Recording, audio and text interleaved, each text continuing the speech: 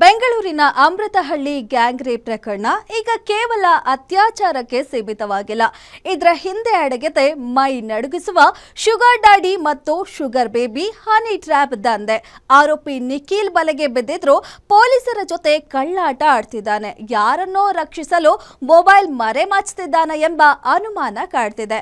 ಈ ಕರಾಳ ಜಾಲದ ಕಂಪ್ಲೀಟ್ ರಿಪೋರ್ಟ್ ಇಲ್ಲಿದೆ ನೋಡಿ.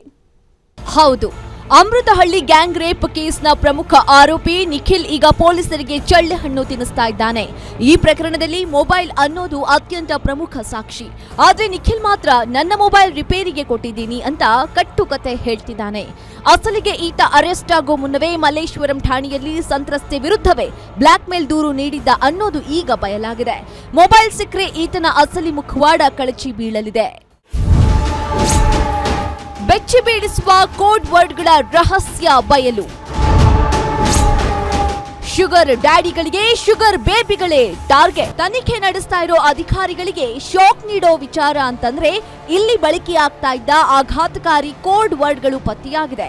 25 ವರ್ಷದೊಳಗಿನ ಸುಂದರ ಯುವತಿಯರಿಗೆ ಶುಗರ್ ಬೇಬಿ ಅಂತ ಕೋಡ್ ವರ್ಡ್.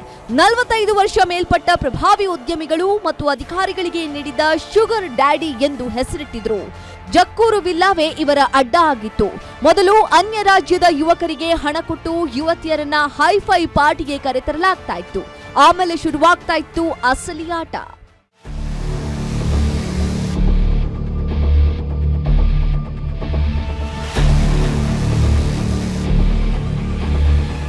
ನಿಖಿಲ್ ಆಯೋಜನೆ ಮಾಡ್ತಾ ಇದ್ದ ಈ ಹೈಫೈ ಪಾರ್ಟಿಗಳಲ್ಲಿ ನಗರದ ಪ್ರತಿಷ್ಠಿತ ಉದ್ಯಮಿಗಳು ಮತ್ತು ಅಧಿಕಾರಿಗಳು ಭಾಗಿಯಾಗ್ತಾ ಇದ್ರು ಅನ್ನೋ ಶಂಕೆ ಇದೆ.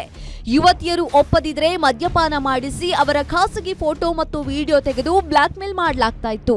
ಈಗ ನಿಖಿಲ್ ಸಿಕ್ಕಿ ಬಿದ್ದಿರೋದ್ರಿಂದ ನಗರದ ಹಲವು ಶುಗರ್ ಡ್ಯಾಡಿಗಳಿಗೆ ಬಿಪಿ ಶುಗರ್ ಏರಿ ಇಳಿತಾ ಇದೆ. ಖುದ್ದು ಪೊಲೀಸ್ ಕಮಿಷನರ್ ಅವರೇ ಈ ಕೇಸ್ ಮಾನಿಟರ್ ಮಾಡ್ತಾ ಇದ್ದಾರೆ. ರಿಪೇರಿಗೆ ಹೋಗಿದೆ ಎನ್ನಲಾದ ಆ ಒಂದು ಮೊಬೈಲ್ ಪೊಲೀಸರ ಕೈಗೆ ಸಿಕ್ಕರೆ ಬೆಂಗಳೂರಿನ ಎಷ್ಟು ಮಂದಿ ಘಟಾನುಘಟಿಗಳ ಬಣ್ಣ ಬಯಲಾಗುತ್ತೆ ಅನ್ನೋದನ್ನ ಕಾದು ನೋಡ್ಬೇಕಿದೆ. Ajay, crime bureau, guarantee news, Bengaluru.